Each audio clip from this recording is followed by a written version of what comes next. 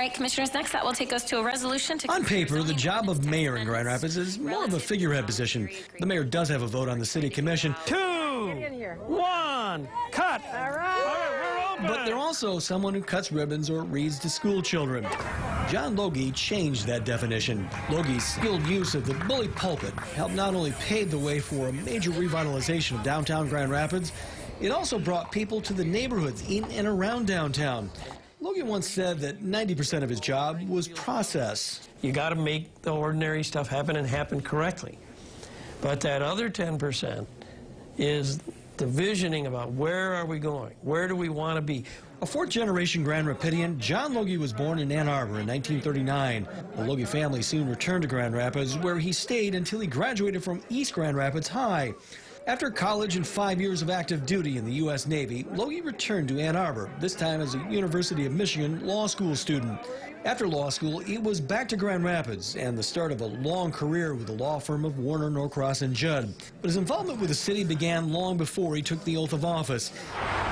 In the late 1960s, he became a champion for historic preservation as residents saved Heritage Hill from the wrecking ball. I share some of the concerns of some... But it was from 1991 through 2003 that John Logie would have the greatest impact on his community. I will faithfully discharge the duties of the office of mayor. of the office of mayor. Logie was first elected mayor in 1991, and by the end of the decade, Grand Rapids would be a much different city. I had 9 years as mayor where we really had a good economy and we were trying to take advantage of the muscle that gave us. While populations in most core cities in Michigan dropped, Grand Rapids actually grew during the 1990s. We focused on economic development, on keeping jobs, on holding on jobs, on helping people expand, and then bringing new jobs into this community. And it wasn't just the business community that benefited from Logie's tenure. There are a number of examples.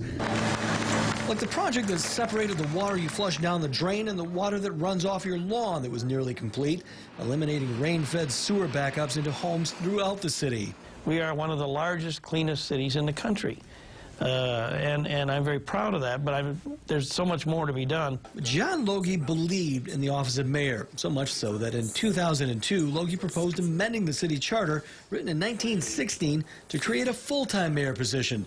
The job of running the city would be split between the city manager and mayor. Then, in July of 2002, Logie stunned city commissioners during a Tuesday work session. Therefore, I am announcing today that I will not be a candidate for mayor in 2003.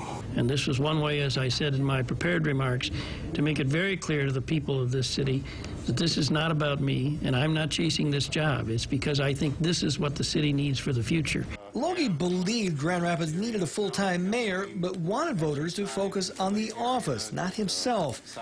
His effort was in vain. The measure was defeated by voters. John Logie ended his third term as Grand Rapids' longest-serving mayor, a record tied by George Hartwell in 2015. How's history going to remember John Logie in Grand Rapids? I hope that that it remembers that I didn't have a personal agenda, that the agenda was what was good for this city. In Grand Rapids, Joe LaFurgey, News 8.